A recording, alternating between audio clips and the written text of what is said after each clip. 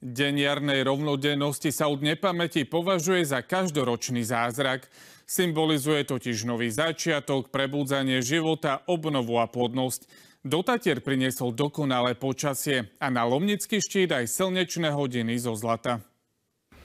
Podhorie Tatier je bez snehu, už na prvý pohľad ale vidieť hranicu, kde jar stráca na sile. Tu sme na skalnatom plese približne do 1700 metrov a odtiaľ sú už fakt zimné podmienky na toto obdobie typické. Astronomická jar sa začala dnes ráno, presne 6 minút po 4:00. Tu na tatranských štítoch ale zatiaľ po jari nie je to ani stopy. Stále tu vládne pravá zima. Meteorológ však celkom nesúhlasí. Vraj práve takto vyzerá jar na tatranských štítoch. Vidíme krásne na Belianských Tatrách, ako padajú lavíny.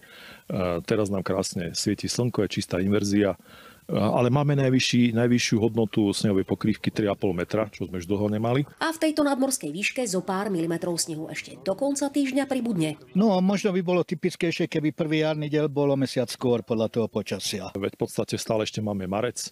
Oficiálne pre nás zima končí niekedy začiatkom júna. Tak či onak dni sa budú už len predĺžovať a noci skracovať. Ja som vždy rád, keď svetla pribúda. Slnko je symbolom Lomnického štítu, keďže ho odtiaľto pozorujú astronómovia. Na prvý jarný deň tu symbolicky pribudli aj nezvyčajné slnečné hodiny.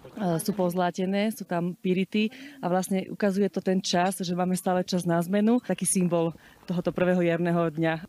Z Vysokých Tatier Ivana Radkovská, RTVS.